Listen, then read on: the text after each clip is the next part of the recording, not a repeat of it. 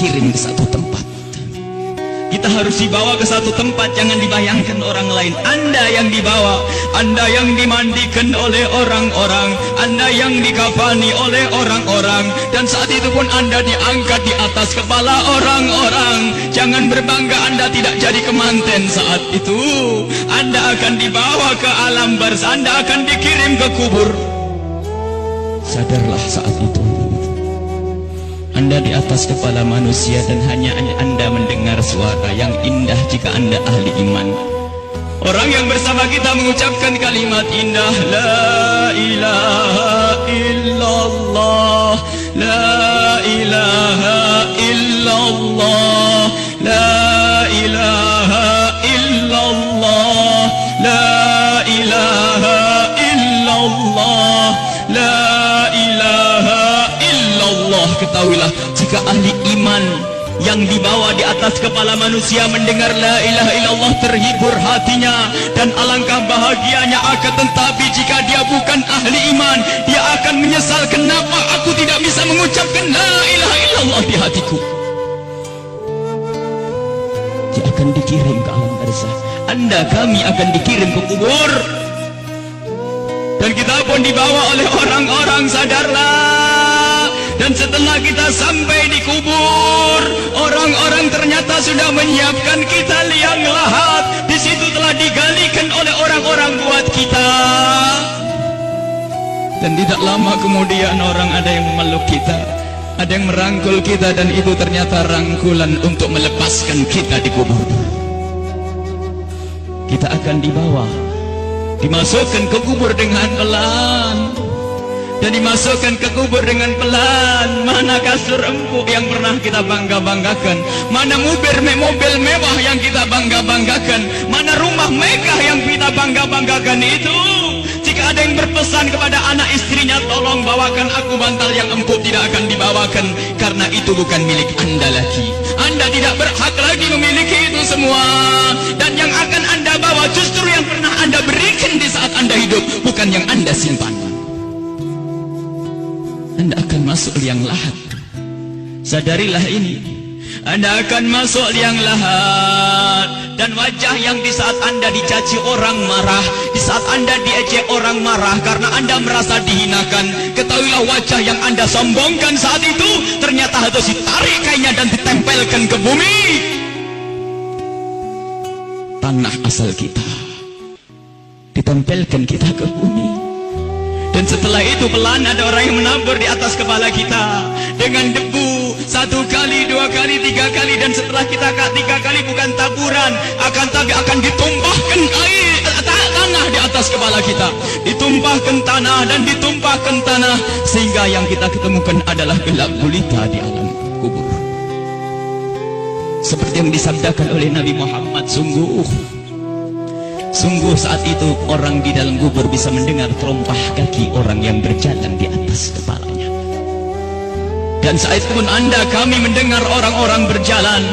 Anda dan kami mendengar orang yang melangkah semakin lama semakin jauh. Dan ternyata hanya tinggal beberapa orang, itu anak-anak kita, itu istri kita, itu suami kita. Dan mereka pun ternyata tidak mau bertahan lebih dari setengah jam. Setelah itu pun mereka melangkahkan kaki, dan suara kaki itu semakin jauh. Dan ketahuilah, saat inilah kita memetik amal perbuatan kita di dunia. Saat inilah kita akan merasakan apa yang pernah kita tanam waktu kita hidup di dunia.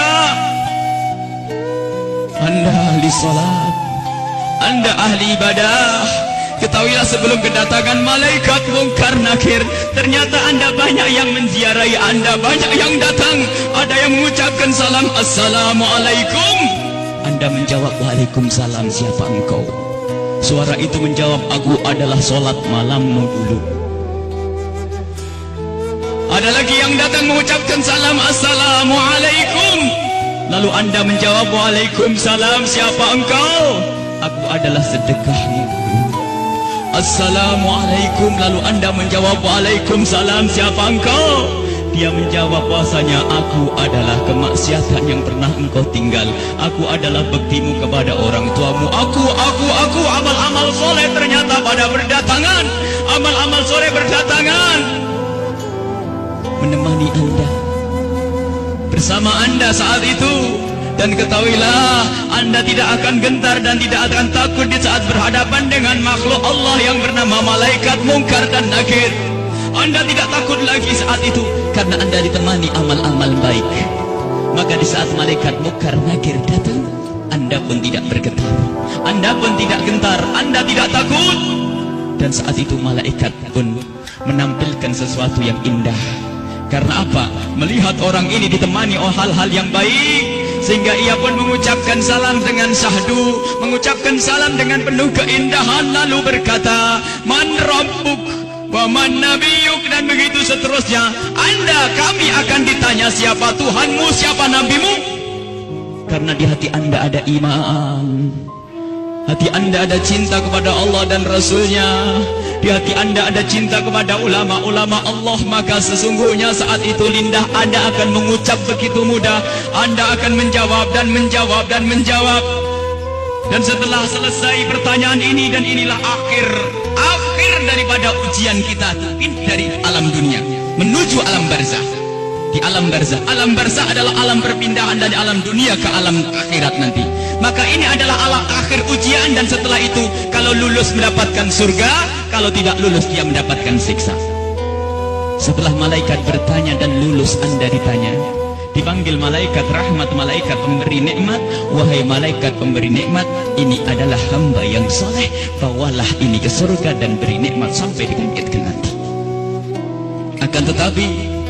Akan tapi sadarlah, di samping sana, di kubur yang satu sana, ada di samping kita ada kubur, di samping Anda ada kubur. Dan di saat orang ini dikubur dan ditinggal oleh keluarganya, ternyata saat itu telah berdatangan sesuatu yang sangat mengerikan, dengan suara yang sangat menyeramkan. Seseram-seram suara di dunia tidak pernah didengar seperti saat ini. Suara yang sangat mengerikan dan menyeramkan, ketahuilah. Lalu orang ini bertanya, siapa engkau? Suaramu sungguh mengerikan. Suara itu menjawab, aku adalah zina yang pernah engkau lakukan dulu. Suara lebih seram lagi, lalu orang ini bertanya, siapa engkau? Aku adalah tali persaudaraan yang pernah engkau putus dulu. Siapa engkau? Aku adalah salat yang pernah engkau tinggal. Siapa engkau? Aku adalah durhakaku kepada suamiku. Siapa engkau? Aku adalah tempelengan kepada istrimu. Siapa engkau? Aku adalah dusta, dan seterusnya dan seterusnya. Kalau orang ahli maksiat sungguh saat itu ditemani oleh amal-amal jeleknya, dan saat itu sudah takut dan takut dan takut sebelum kedatangan malaikat Munkar Nakir. Semoga Allah menjaga kita dari didatangi oleh amal-amal jelek. Akan tapi kita semua punya amal jelek. Ya Allah, ampuni dosa kami. Jangan sampai ini semua hadir di saat itu, ya Allah. Ya Allah. Kemudian malaikat Munkar Nakir datang. Bagaimana ya kalau ini kita? Malaikat Munkar Nakir datang dan bertanya. Rupanya orang yang sudah ketakutan ini melihat malaikat semakin takut, sehingga ditanya tidak bisa berucap sepatah kata pun, tidak bisa mengucapkan apa-apa. Dan saat itu malaikat memukul, menyiksanya. Dan ketahuilah, pukulan malaikat ini seperti yang disebutkan dalam satu hadis, jika dipukulkan ke dunia, maka dunia ini akan hancur dan isinya. Dipukulkan kepada kita kalau kita ahli maksiat, dipukulkan kepada siapapun yang ahli maksiat. Dan saat itu setelah selesai diuji dan ditanya, maka malaikat ini berkata kepada malaikat penyiksa, wahai malaikat pemberi siksa, ini hamba Allah yang bermaksiat, siksalah dia hingga nanti dibangkitkan. Ini yang harus senantiasa kita hadirkan. Kenapa Rasulullah pernah memerintahkan, akthiru min dzikri hadhimil ladzat, sering banyaklah menyebut kematian, agar kita sadar bahwasanya kita juga akan mati, lalu mempersiapkan kematian ini. Al-kayyisu man dana nafsahu lima ba'dal maut. Orang cerdas itu yang mempersiapkan untuk kehidupan setelah mati. Seorang sahabat bertanya kepada Nabi Muhammad, ya Rasulullah, ayyun nasi akyas, orang apa yang paling cerdas ya Rasulullah? Dijawab, aktsaruhum lil mauti dzikra, yang paling sering menyebut kematian, yang paling sering mengingat kematian. Wa ahsanuhum lima ba'dahu istidada, yang paling banyak untuk mempersiapkan setelah kematian itu adalah orang-orang cerdas. Dan ketahuilah, siapapun yang selalu ingat kematian itu akan semakin indah tingkah lakunya. Jangan dianggap kalau ingat kematian orang ini akan cemberut. Jangan dianggap kalau orang kematian dia akan selalu muram. Tidak. Orang yang selalu keingat kematian akan semakin indah di dalam berinteraksi dengan sesama. Dia tahu bahasanya senyum kepada istri itu pahala, maka dia akan sering senyum. Dia tahu bahasanya menghargai suami adalah pahala, maka dia akan menghargai suami. Dia ngerti bahasanya tegur sapa, sopan santun, saling kasih dan cinta kepada tetangga itu menghadirkan pahala, maka dia akan bersopan santun dan bersaling kasih. Maka orang yang sering mengingat kematian itu akan menjadikan dia semakin baik di dalam kehidupan ini. Kalau ternyata ada orang mulutnya tajam, tangannya suka mukul orang, yakinlah bahwa dia lupa bahasanya dia akan mati, atau ingat mati tapi tidak sadar bahasanya itu semua akan dituntut setelah kematian. Maka mari kita mengingat kematian agar hidup kita semakin indah di dunia ini. Semua yang kita lakukan di dunia ini akan kita petik buahnya di akhirat. Udhkuru aktiru min dzikri hadimil ladzat. Hadis yang diriwayatkan oleh Imam Tirmidzi dan Ibnu Hibban. Bahasanya, perbanyaklah engkau menyebut kematian. Bahkan banyak sekali Rasulullah memerintahkan satu amalan tujuannya agar mengingat kematian, termasuk ziarah kubur. Fa innaha tudzakirukumul maut, karena ziarah kubur itu mengingatkan orang-orang yang mengingatkan kita kepada kematian. Menyebut orang yang telah mendahului kita dalam iman, mengingatkan kita kepada kematian. Membaca manaqibnya orang-orang saleh itu juga mengantarkan kita agar ingat kematian. Bisakah kita menyusul kepada Imam Syekh Abdul Qadir Al-Jailani? Bisakah kita bisa menyusul Syekh Al-Imam Al-Haddad? Bisakah kita menyusul Sayyidina Al-Baqi Al-Muqaddam dan seterusnya? Ingatlah kematian. Bahkan sampai di saat hendak tidur Rasulullah selalu mengingatkan, hendak tidur ingatlah mati, hendak tidur ingatlah mati.